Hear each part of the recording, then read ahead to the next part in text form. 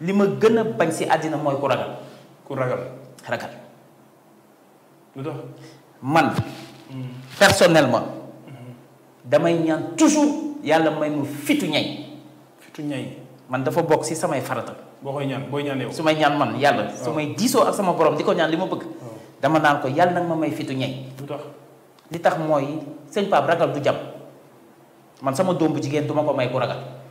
di nuyu équipe bi yépp di nuyu Sénégal bi yépp di si jiital kilifa diine yi sëñ Muniru sëñ Cheikh Muntaxa sëriñ Mahi sëñ Babacar waaye di nuyu sénégalais yi ak doomu aadama yi fu mu mënti nekk di la wax ni dangaa baax rek c'est avec beaucoup de plaisir encore une fois laay delsiwaat di seq ak yow plateau bi di la wax ni jàmbaar amul ku yàlla dimbali rek moo fi nekk ku ndimbalal yàlla yoolu yàlla bu mu sax di wàcc si ñun di wàcc si njaboot gi ak taalibe yi ak jullit yi fu ñu mënti nekk si àddina bi waaw sëñ Pape di la wax nii man si li ma jàpp àddina naam dafa mës di naqadi waaye man li ma jàpp ni àddina mësul naqadee nii mu naqadee sëñ Pape mësul yëngatoo nii mu yëngatoo garab gi xob yi dañuy bouger ba far sax tronc bi ànd ak xob yi di baaje loolu mooy lan boo génnee di nga gis ndax jant bi waaye àddinaa ngi lëndëm benn façon lëndëm boo xam ne mari day taal foo teg sa tànk tarxiis ndax yoon wu ñu sànni huile kooku damay métaphoriser rek pour wax la ni àddina bi dafa am bu doon yaramu doomu aadama ma ni fukki feebar ñoo jékki-jékki rek sandamtan organisme boobu di l'organisme mondial crise bi ñuy dund nii rek gis nga ko muy la crise russo-ukrainienne qui a entraîné une certaine famine à l'échelle internationale maanaam tey jii àddina bi dafa xiif li tax mu xiif mooy engrais ak dund yi nga xamante ne si semence yi nga xam ne ñoo waroon a jóge Russie ñu waroon koo bay si suñu réew yi ngir mu mën ñoo jox lu ñu xewloo engrais yooyu ak semence yooyu ñëwatul blé bi dikkatul engrais bi ñëwatul fan la nit di jaar ba noppi mu am benn feebar boo xam ni dafa énergétique am feebar boo xam ni dafa alimentaire am benn feebar boo xam ni dafa économique et financier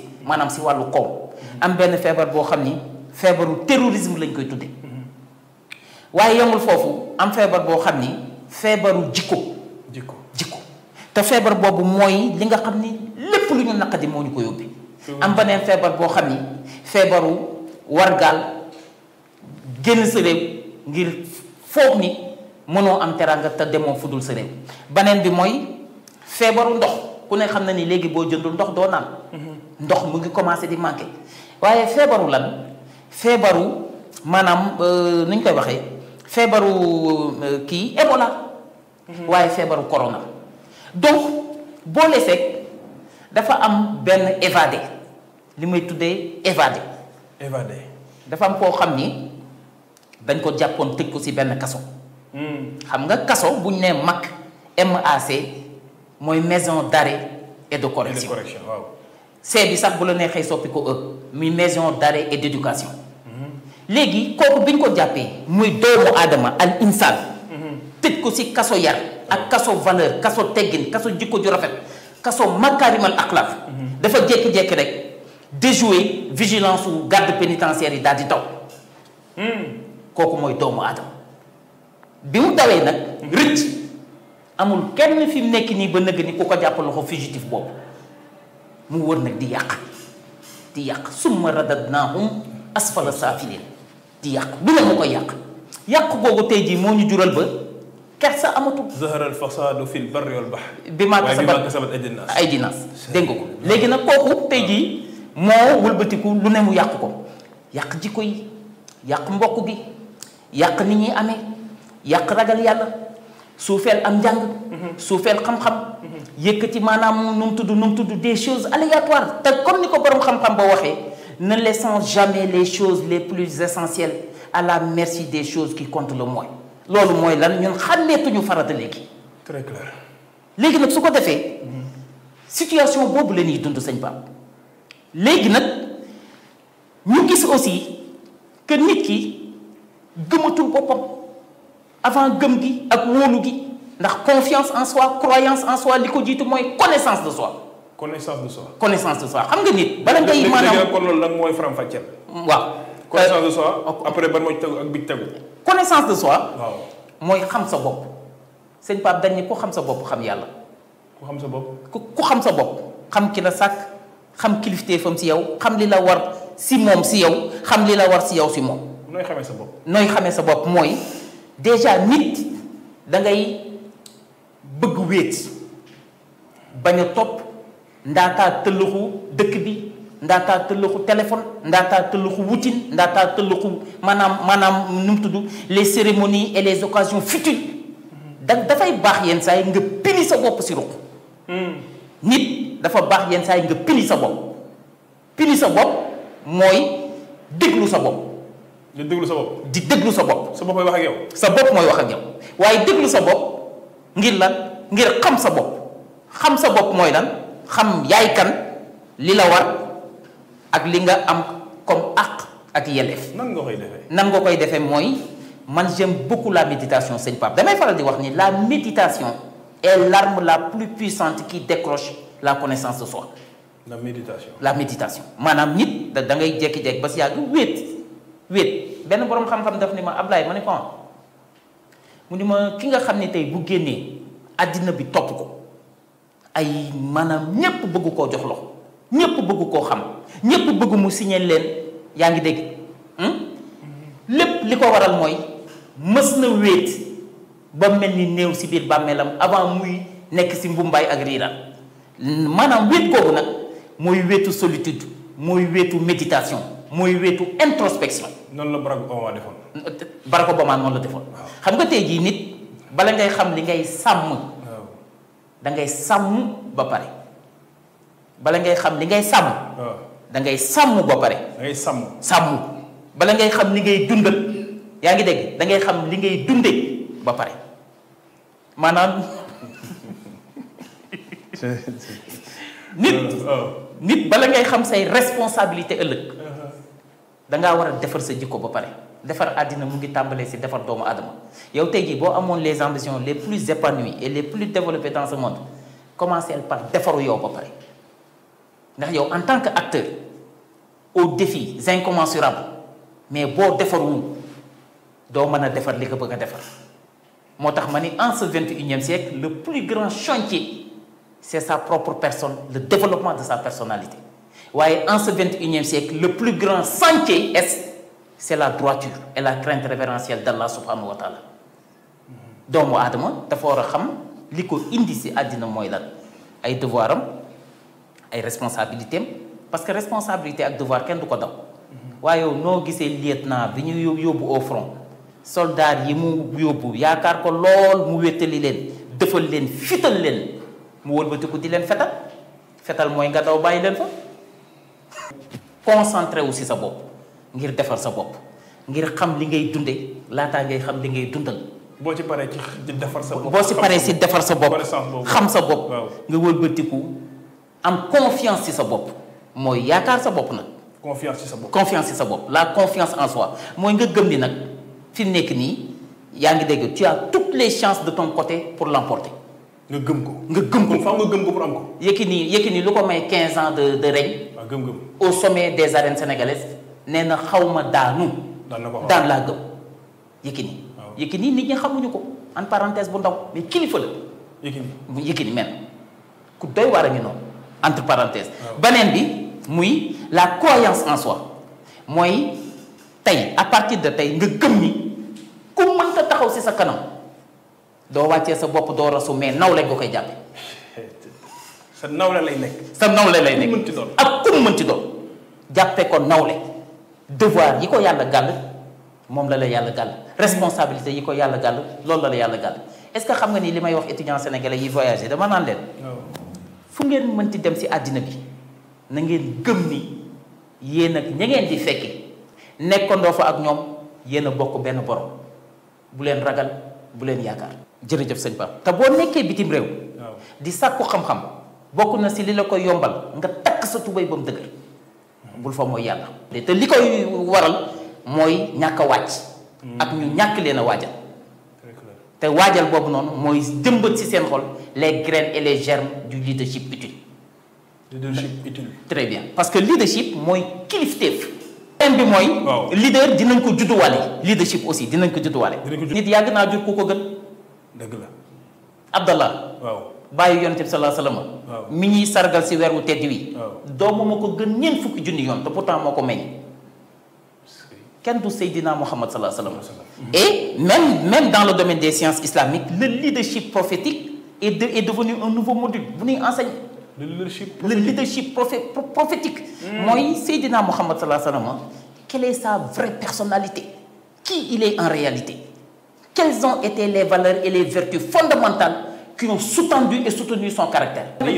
Fan la jaarul sëñ Pape fan la jaarul fan la jaarul waaw or bi soxna si takk ba ñépp xemmem ko bëgg koo fas mu doon soxna mais or boobu fan la jaar à des centaines de degrés ñu fondre ko de l'or fondu sëñ bi ñu teg ko ne leen mu doon matière solide nga dóor ko ay marteau fu waay tollu di dégg rëll ji ba nga transformé ko à ton image or bi wëlbatiku nag yees peq ku nekk bëgg koo takk ci sa baat ak sa ca ak def ko sa caq caractère noonu lañ koy bâtir su ko defee leadership boobu noonu les 3F sëñ Pape li ma gën a bañ ci àddina mooy ku ragal ragal lu tax man personnellement damay ñaan toujours yàlla may mu fitu ñay man dafa bokk ci samay farata boo koy ñaan booy ñaan yow su may ñaan man yàlla su may diisoo ak sama borom di ko ñaan li ma bëgg dama naan ko yàlla nag ma may fitu ñay lu tax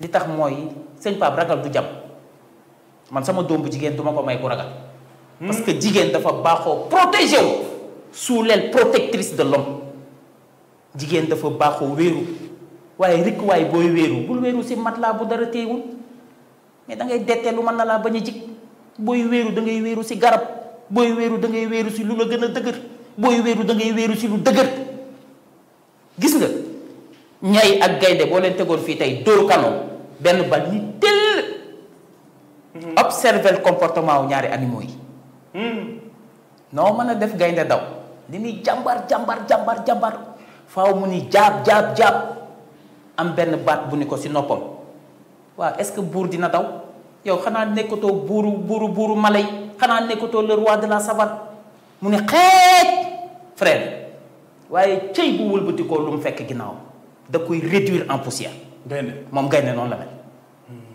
maanaam day tiit après nag mu dellu si waat day tiit am lu ko rappeler à l'ordre loolu moo doon rôle griot yi suñu mbokku griot yi maa ngi leen di nuyu di leen siyaare loolu moo doon seen rôle dans la société traditionnelle bu ñu daan gunge buur xare parce que sëñ Pape nit ku aalu li muy def ak nit ku normal li muy def du benn yow boo aaloo mën ngaa yéeg léegi si kaw sàkket di daw wala kaw zinc di daw dara du la si fekk mais boo aaluwul doo ko man très clair géwal nag seen xam-xam dafa màccoon si ndeysaan di gunge buur fexe ba buur surdimensionner sa volonté et sa puissance daf ko daan yóbbu si dimension wu nit normal jële ko si dimension wu nit normal yóbbu ko si dimension wu nit ku àll xam ay responsabilité beneen bi fit fulla boo ko amul lu ñuy séddale nga ñàkk benn F bi muy fit jàll na fulla faaw nga am fulla soo ko amul lu ñuy séddale doo jot sa wàll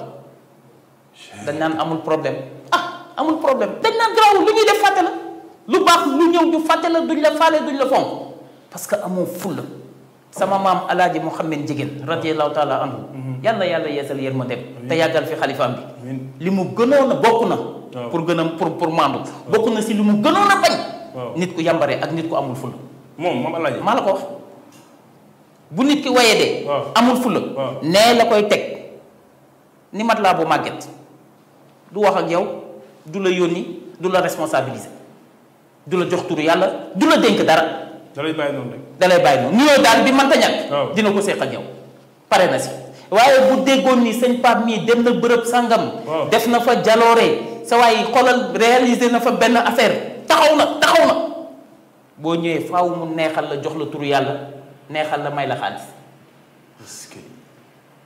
moytul ma nit ko amul fulla sama wasila dani maa gën a nooy patas waaye duma nangu ko ma nappaaje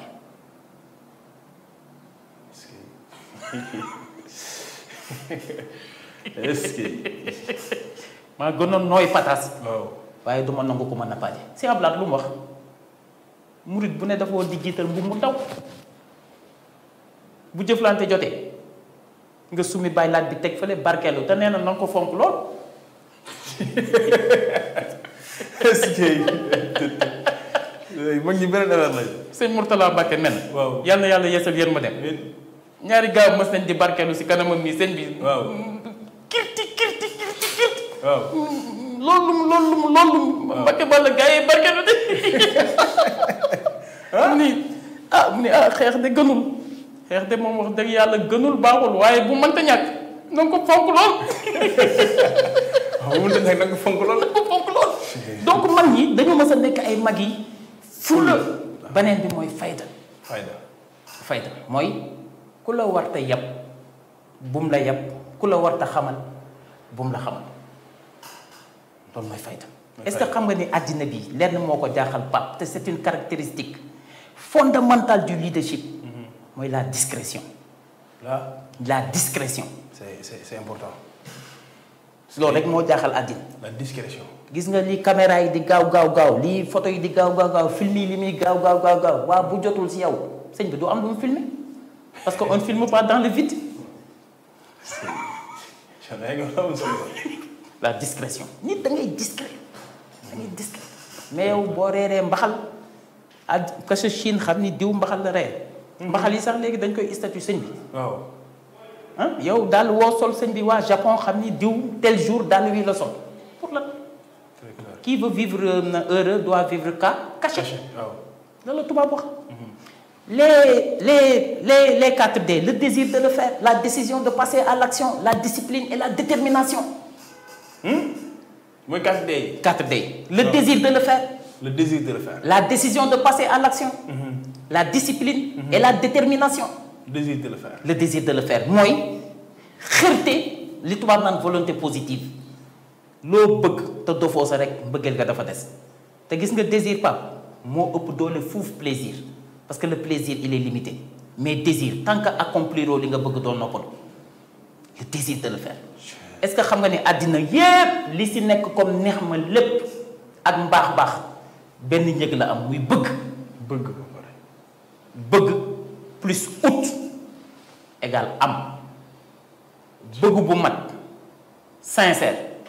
boo ko boolee ak wut gu mat dëgg te sincère te bañ a noppalu waa ji sëñ Pape la nga doon wut dinañ ko teg ci sa loxo nga am. amul werante. Sëñ Tuubaa nee na ci Masaalikul Jinaan celui qui frappe à une porte avec insistance finira par entrer. bunt boo yàgg fëgg mu ubbeeku. waaye moytul ma sëñ bi faneen nee na celui qui se décourage vite ne sera jamais l'élu de sa génération. Celui qui se décourage vite ne sera jamais l'élu de sa génération. Gis nga projet bu mel nii nit nga ànd kook nit taxawal ko sa waay kooku waroo yam si ndamu wala bànneexu réussir da nga war a am xërte yi réussir ngir bañ a tas yaakaar bi porté si say mbagg waaye loolu nag da nga koy vacciner équipe bi yépp comme ça tout le monde sera au même niveau de motivation ngeen ànd joxante loxo nag porter projet obstacle bu taxaw seen kanam ngeen jaar si kawam jàll. le désir de le faire. le désir de le faire la décision de passer à l'action waa ji olof nee na kenn du jëf ba raw la nga fas yéene di wax ba dab ko. la décision de passer à l'action. waaw kii fii bi ngeen ko bëggee da ngeen a jëf de. dañuy jëf kay. da ngeen a jëf de. bëgg bi moo njëkk après ñu jëf. après ñu jëf la décision de passer à l'action. kuy jëf ba raw la doo wax ba dab ko. jëf nit ñi di jëf beneen bi mooy discipline. sëñ Pape yar ak teggin dina wommat nit ba yóbbu ko si yàlla. yar ak teggin. leadership dafa ànd ak kóllëre. mais leader buy fàtte démb. leader buy fàtte ay nit ñamu àndaloon taxawal mbir. leader bu budul jokk mbokk du leader. xanaa xamoo ni nit. dina am koo dégg ñu ni leader la. te amul kóllëre walaay dañ ko koo ji. maa la ko wax bis ni ki tey waaye. nit dina am kóllëre fonk ko di ko sàmm ba àgg si yàlla te du yëg ni àgg na si yàlla.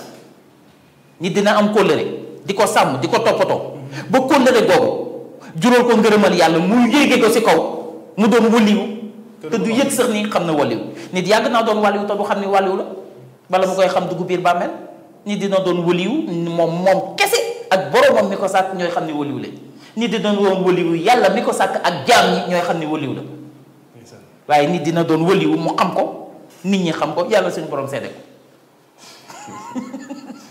waaw dafa bëri ay façon mooy 4D yi.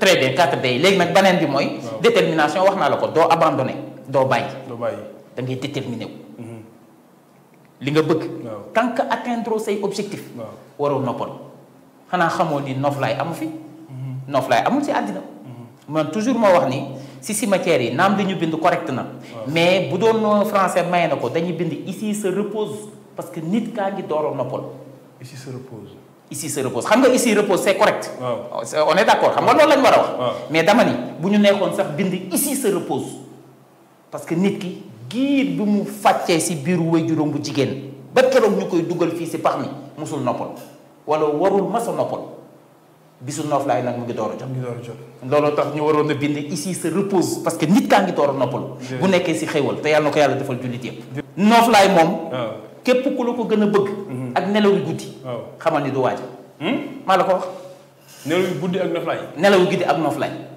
les grands hommes n'ont jamais dormi la nuit les grands hommes sëñ Pape nelaw tuddul nelaw néewle la tudd nelaw tuddul nelaw ku la ko ëppale mooy gën a néewle maa la ko wax gis nga dans la vie il faut se donner des défis sëñ Pape il faut se donner des défis aux grands hommes les grandes ambitions aux petits hommes les petites ambitions et c'est votre attitude plus que votre aptitude qui détermine votre altitude nit daal defe naa ni war ngaa jom rus dajeeg sa baay yomal xiyaam te jëfoo lu ëpp la mu jëf loolu mooy nit buñ la tungoomee war ngaa rus a yées war ngaa rus a gàtt nag ka la tungoom waaw comme que suñu way jur yi nag ñooñu tungoom nañu góorgóorlu ba jëf lu ëpp ñoom liñ fi jëfoon teg loolu mooy tungoom bi te loolu nag jom moo koy may Cheikh Salihu radiallahu taala anhu foofu laay tëjee dañ ko woo pour dolli ko ndax mission bi koy xaar xamoon nañu day nekk xalifa pour waajal ko ñu ni ko